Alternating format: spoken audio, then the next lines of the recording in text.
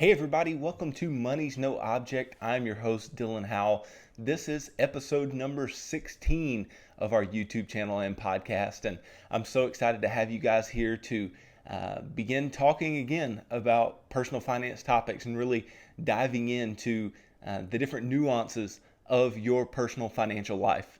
The last couple of weeks, we've really focused on the financial action plan. So we've really focused on the actionable steps that you should be taking in order to move your financial life forward.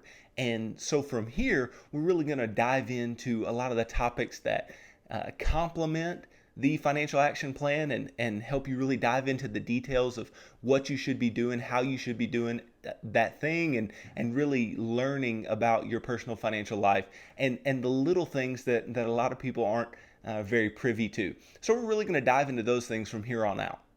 And knowing that a lot of you aren't starting from a place of good financial habits and are starting from a place where things are financially tough right now, today is more pointed towards you all. And so today we're going to talk about getting current, getting your bills current, and how to do that and what that looks like in your financial life. And I don't take this lightly because, especially in the wake of everything that's going on with the coronavirus and the economic impact that that's having, I'm sure a lot of you are interested in knowing, how do I get back on my feet and how do I get to a place financially that is going to benefit me long term? And before we get started, just real quick, this is a newer YouTube channel and a newer podcast. If you could just go, if you're on the YouTube channel, and click the big red subscribe button and click the bell to get the notifications of when we post new content. Also like this video, leave me some comments, some feedback in the comments that I can respond to and that we can really build this community around. Also, if you're on the podcast on iTunes or Spotify, please subscribe there, and that'd be really useful to me, and I can keep providing you guys with a lot of good content that you can just keep coming back to time and time again. Also, if you could, on the major social media platforms, we can be found there at MNO with Dylan. And you can also check out our website, www.mnowithdylan.com, to find out the financial coaching services that I offer and really dig in there and find some things, and maybe even reach out and want to work with me one-on-one. And that'd be awesome. And I hope that we can do that. So check those things out. If you want to find out more about us and who we are and what we do and what we believe in. So let's just start at the basics. Let's just start where in life do we begin? Where are we at the most minute level?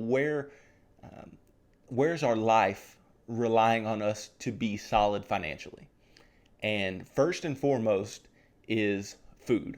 If you can't pay for food, if you can't buy food, there's no way to sustain yourself. And so something that we have to do is we have to make sure that we can cover the food that we need for our household. And right along with food is water. You have to have water in order to sustain yourself and sustain your life.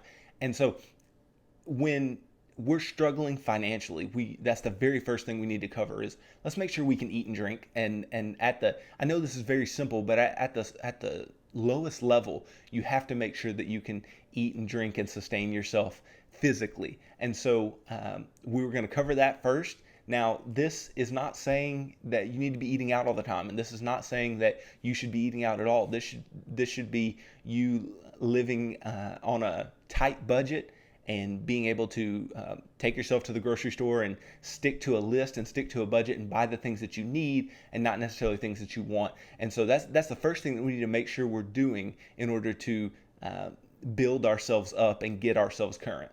Then past food and water is shelter, right? We need to make sure that we're getting the rent paid and the mortgage paid and things like that. That way that we have a roof over our head, we're comfortable, and we can move from that place. It's easier to move forward financially if you have some of these basic necessities taken care of.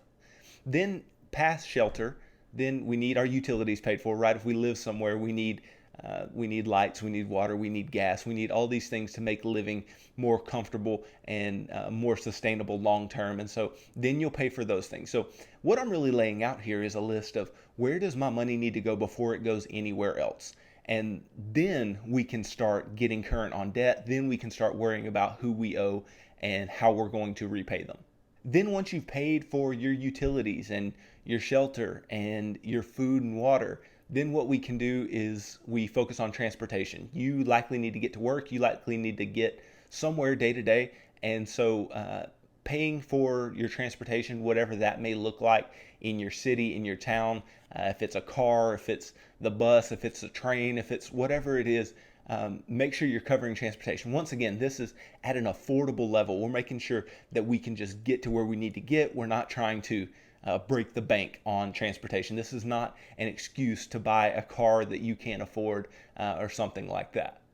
And then even further, make sure that you have good clothes on your back. Make sure that if your children are growing, that they're staying in things that fit them and things like that. And I know that this is stuff that people are like, duh, of course you're supposed to do that. But if you're in a tough place financially, it's hard to prioritize where your money needs to go. But make sure that gets taken care of after the transportation, after utilities, shelter, and ultimately food and water. And I think the reason that I'm covering this and the reason that we're really digging into these particular things is because some people actually want to cover their debts, right? Pay for their credit cards and their car payments and all of these other things. They want to cover their debts before they actually take care of their household and their family in the name of, oh, I want to make sure I don't ruin my credit score. Well, don't ruin your household first. Make sure your household's taken care of, then take care of your debts. We don't want to be paying on credit cards in lieu of taking care of our family. So this is the whole point of today. Let's just make sure that we're taking care of our family first, and then we can prioritize getting current on our bills. So where are some places that you might fall behind? So initially, you can just think of your rent, your mortgage, your utilities, those shelter things. Those are really common to fall behind on. And I know a lot of people, especially at this point, are needing assistance with their rent or needing to have some leave from paying their rent due to the economic recession from coronavirus and things like that. So I know that this is a real deal for a lot of people, and you just need to know that even though you get behind on those things, we're going to talk about how you can get back current. But that's one of the most common things that people fall behind on. And ultimately, we need to get these things caught up any way possible. I mean, this was in my hierarchy of what you need to take care of first and foremost. And so I said food and water, and then I went directly to shelter. So we need to make sure that we're taking care of this thing before anything else. So find a way to get your shelter, your utilities, your mortgage, your rent, whatever, taken care of. And that way you can move forward with a little more comfortability in these financial action plan steps that I laid out previously. Then another place that a lot of people fall behind is credit cards. And the reason that they do is that you can put just about anything on a credit card. And so we need to make sure that if you've fallen behind on a credit card, we want to get back to zero on that. We want to get back not ultimately to owing zero, but we want to get back to a place where we're just owing minimums, and then we can work towards owing nothing ultimately. So we need to get back to that place to where we're just owing minimums, and we can move from there. The good news is these are some of the easiest minimums to cover, because if you pay just the minimums on your credit cards over the long term, you're not going to pay them off. And so these minimums are actually pretty easy to cover. So getting back to that point where you can just pay the minimums is probably not far too difficult unless you've dug yourself a really deep hole. It's also a good thing that most credit cards are not secured by any collateral either. So these credit card companies can't come after your home, and in most cases can't come after your wages and things like that. So that's a good thing, and that works in your favor, and it helps you to get back current on those credit cards. Then a lot of people fall behind on phone bills. And this is where I really want to kind of stop and go, is this a necessary expense? If you're legitimately falling behind on it, if you legitimately can't pay this thing, is this a necessary expense for you long term? And maybe it is. And I know having a phone is important, but maybe you don't need to have the newest, nicest phone. And maybe you don't need to be on an unlimited data plan and doing these things that you can't necessarily afford to do. And so I would say with a phone bill and getting back current on your phone bill, you need to cut down all the fat and cut down as far as you can in order to still be able to communicate with others in a way that you need to, but no more. Do the very minimum that you can as far as this phone bill in order to get yourself back current and not dig yourself a bigger hole. Because if you're just keeping this same plan and you've already fallen behind because you can't afford it, then what makes you think you're going to be able to afford it next month or the next month or the next month? You're likely not. So you need to stop the bleeding and then be able to pull yourself up out of this hole. Then a lot of people fall behind on their television packages. And this is a place where I like to say, if you can live without it, scrap it. And guess what? You can live without it. So if you can't afford to pay this, if this is something that consistently you can't afford to pay, I understand that there are times where certain people fall behind because of circumstances and something happens in the short term. But guess what? You can always get your television package back later. It's not something that is a necessity to your life. So don't get so bogged down in, oh, I'm getting rid of something that I really, really like. We're focusing on needs more than wants today. And so if there's any way that you can trim the fat, and I would say a television package is fat to trim, then I would do so at this point in order to get myself back above water and back current. Once again, if you couldn't pay it last month, what makes you think you can pay it next month if you can't afford that thing? A lot of people also fall behind on medical bills, and it's because these are typically emergency things that happen and they're not ready and they're not prepared for those things. That's why I distinctly stated the importance of an emergency fund in the financial action plan. And I know at this point, if you're not current, you're not having a built emergency fund. And so if you're behind on your medical bills, then you need to work your way out of that. And this is actually a place where if you are far enough behind, then you can do some negotiating with the creditors, because the hospital that sent you the bill is probably not who holds the bill anymore if it's been any particular period of time.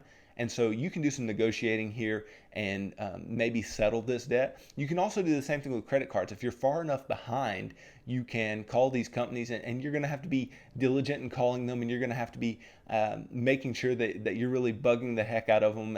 And these people aren't going to want to give you discounts. But if it's been long enough, some money's better than no money to these companies and to these people. And so trying would never hurt. Trying to get this debt cut down wouldn't hurt. But these medical bills, we end up falling behind in this place because either an emergency happens or we know that something's coming, like if somebody's going to have a baby, or we know that someone's pregnant, and like if it's your spouse, if your wife gets pregnant, then you know that there's going to be a bill to pay later, but not preparing yourself and not going ahead and saving for that thing can allow us to fall behind in this space. And those are big bills. Those are not necessarily really small. So I know that the amounts can be daunting, but you can dig yourself out of it and you can pull yourself back to current on these bills.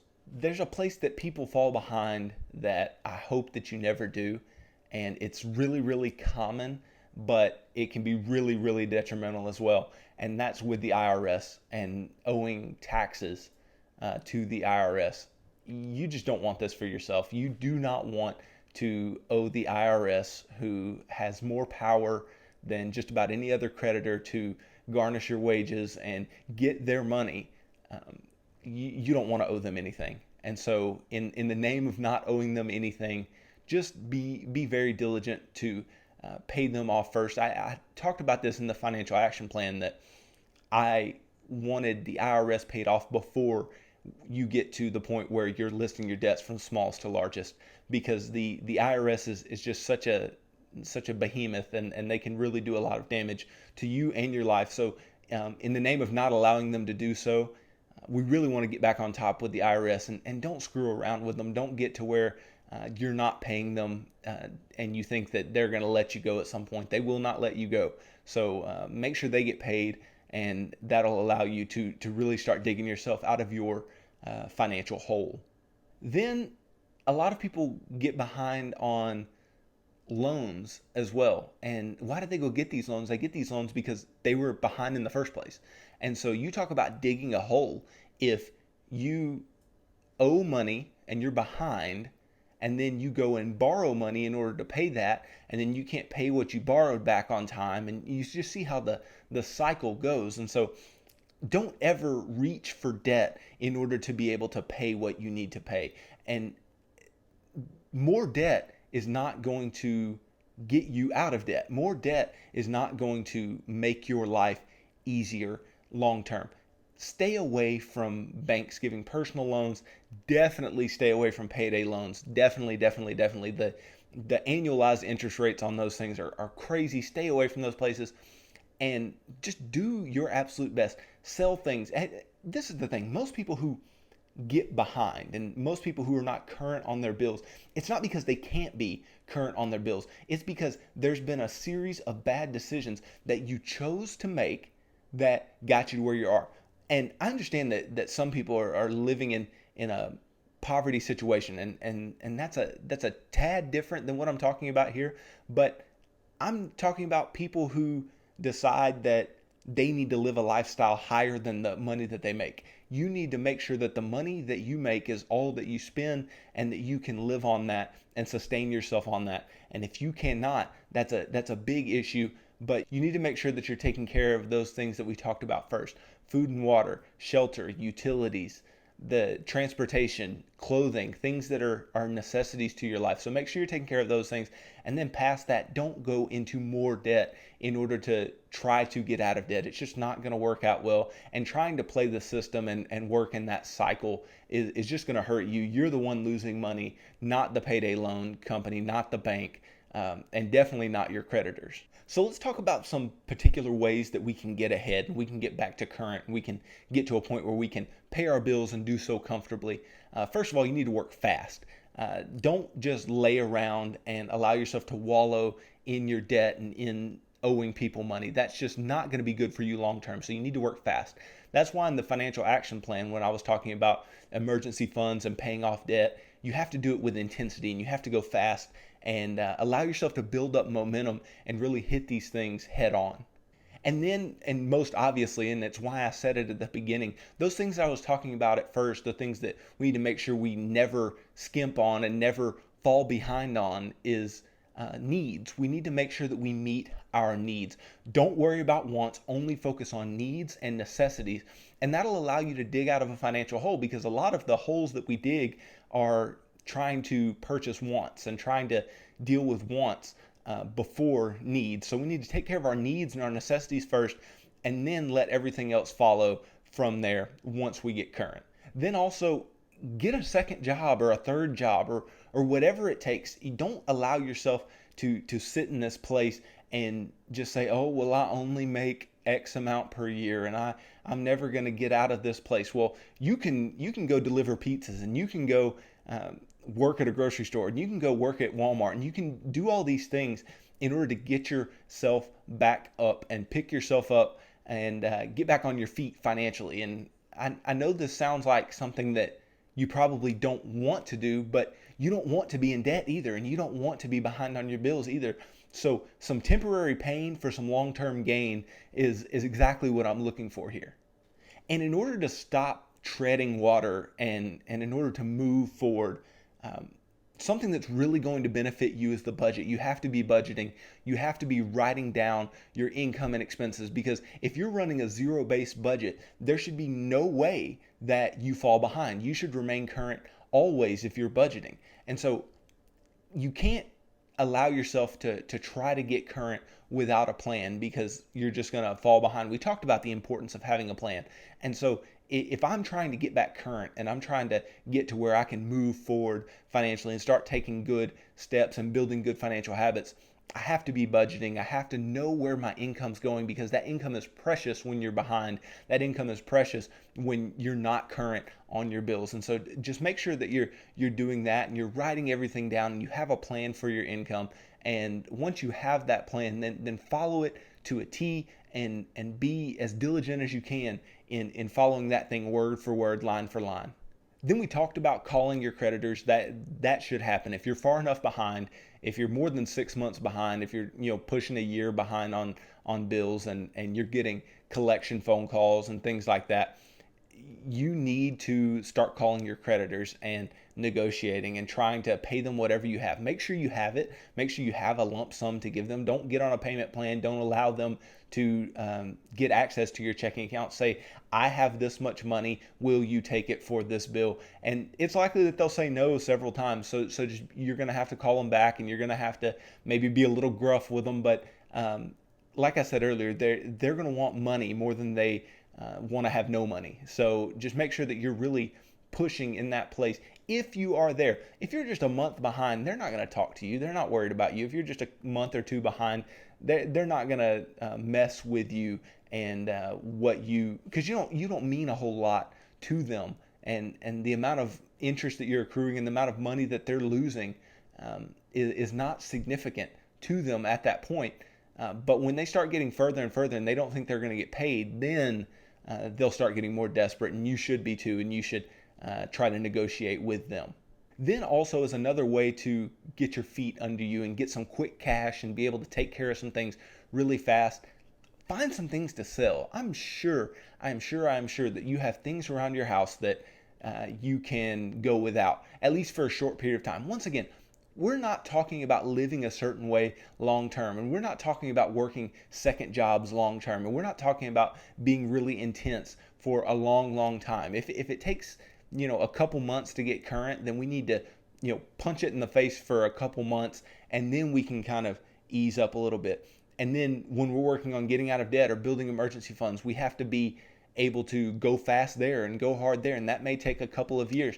But a couple of years in terms of the rest of your life, and in terms of getting yourself financially strong, should be worth it to you. You should be able to allow yourself to have a little bit of pain, have a little bit of discomfort, do some things you don't want to do in order to live your life the way that you want to live it long term, or else you're just going to keep falling back into either a cycle of living right at your means, or a little bit above your means, and falling into debt and buying things you can't afford, or you're going to fall way far behind because you can never keep up with the payments that you're accruing for yourself. I want to stress this. If you're in a tough financial place, you can start winning now. You don't have to keep losing. You don't have to keep falling behind. You can get traction. You can start winning. You just have to take some steps to do so. There's absolutely no reason, though, to wallow in your failures. Everybody has some kind of failures, and if we were to just wallow in them, then there's no way to move forward. There's no way to build something better than what we thought was possible. And so you have to talk yourself into moving forward. You have to build some confidence, and confidence is actually built along the way as well. So if you start taking good financial steps forward, then your confidence is going to build up, and you're going to build some momentum. And when you start building that momentum, you're like, yeah, okay, I can do this. I can start moving forward. I can do things in a responsible way, and I can build good financial habits. And if all that is true, then you really start moving in the right direction, and that's really going to help you long term. So just get up, start moving, start trying to push forward, and the effort will not go unnoticed, I promise. And the more progress that you make, the better equipped your emotions will be to win long term. So when you start winning, and when you start doing things the right way, then your stress is declining, your anxiety is declining, and you're in a better emotional state to move forward with confidence and do things the right way long term. A clearer mind can help you move forward. If you don't have the worries and the stresses and the anxieties, then you can breathe, and you can do things that you maybe never were able to set your mind on because you were just so bogged down in the stresses and the anxieties, and now you can actually work towards those places. And so making sure your mind is clear, making sure that you're not allowing the stress to overtake you is a big deal, because financial health and financial freedom is so behavioral, and it's so emotional, that if your emotional health is not there, then your financial health is not likely to follow. And the really good news is that once you do dig yourself out of being behind and get yourself back to current, then we can start working the financial action plan. Then we can start doing things to really build forward. Then it's time to build that 1 month of emergencies, and it's time to get out of consumer debt, and it's time to start investing up to the match, and all these things that I talked about in the previous weeks that you can follow directly. But all of those things are contingent on we can cover our household expenses and the things that are necessities. Like I said, once again, food and water, shelter, utilities, transportation, clothing, all of those things. If we're taking care of those things, then we can step into a better place. If we can take care of all those things and get current on our debt, then we can step into winning financially and doing big things financially. And that's what I'm here to help you do. I'm here to help you start winning and help you start doing things that you never thought was possible. At the end of the day, God's money deserves a good manager. And you can be that person. You can manage money well. And if you don't, it will just keep circulating to somebody who will end up managing the money well. And so just make sure that you're taking the good steps. Make sure that you're moving in the right direction and doing it for the right reasons. And you will be rewarded long term for that. And so the fact that this is God's money and the fact that you're supposed to manage it well is so vital and so important. If I'm supposed to manage something, then I'm not going to fall behind on my bills anymore because I'm managing God's money. It's a big responsibility. So I'm not going to allow myself to fall into these debts that are stupid and that aren't getting me anywhere financially. I'm not going to allow myself to purchase things that I can't afford just to impress people that I don't even like. And so it's really going to change the way that you view your money and your financial responsibility if you see yourself as a manager of God's money instead of just a consumer of things in the world.